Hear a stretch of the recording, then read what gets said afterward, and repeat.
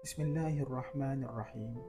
وَلَنَبْلُوَنَّكُمْ بِشَيْءٍ مِّنَ الْخَوْفِ وَالْجُوعِ وَنَقْصٍ مِّنَ الْأَمْوَالِ وَالْأَنفُسِ وَالثَّمَرَاتِ وَبَشِّرِ الصَّابِرِينَ الَّذِينَ إِذَا أَصَابَتْهُم مُّصِيبَةٌ قَالُوا إِنَّا لِلَّهِ وَإِنَّا إِلَيْهِ راجعون.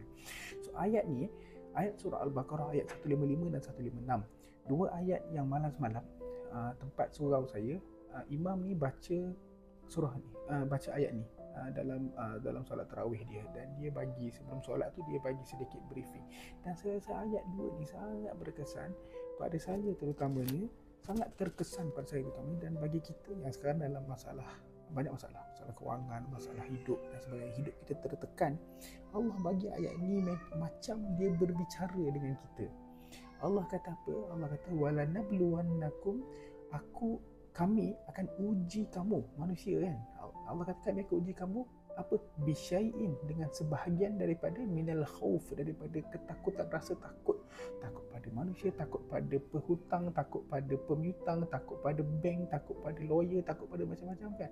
Allah uji kita dengan sedikit rasa takut, walju', dan rasa lapar, kadang tak ada duit nak beli makanan, kita sempit dan sebagainya.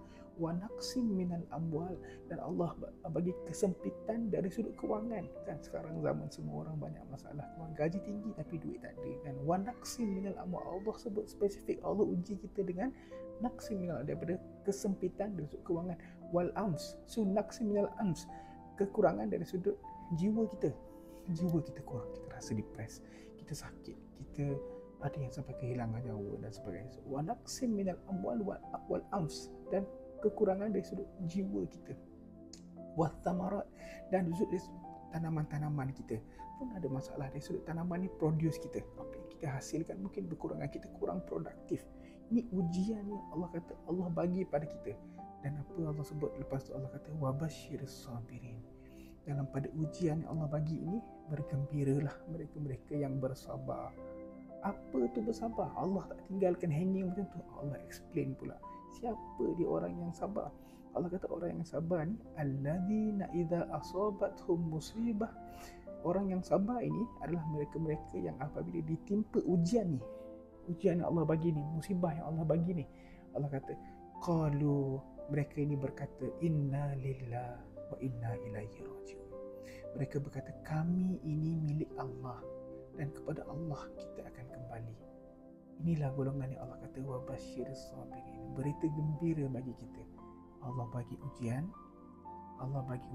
kalau kita boleh bersabar, dan atas ujian ni kita ingat bahawa kita ni milik Allah, nyawa kita ni milik Allah, harta kita milik Allah, segala dalam kehidupan kita milik Allah, dan kepada Allah kita akan kembali. Kepada Allah harta kita ni bukan harta milik kita, ni harta milik Allah. Bila-bila masa Allah boleh ambil. Kita bersabar atas itu.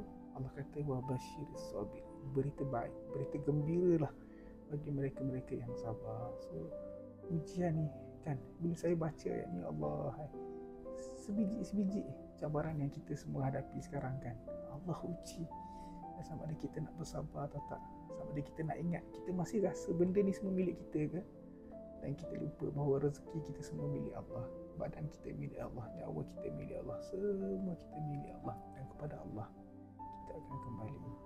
Wa basyiris sabirin.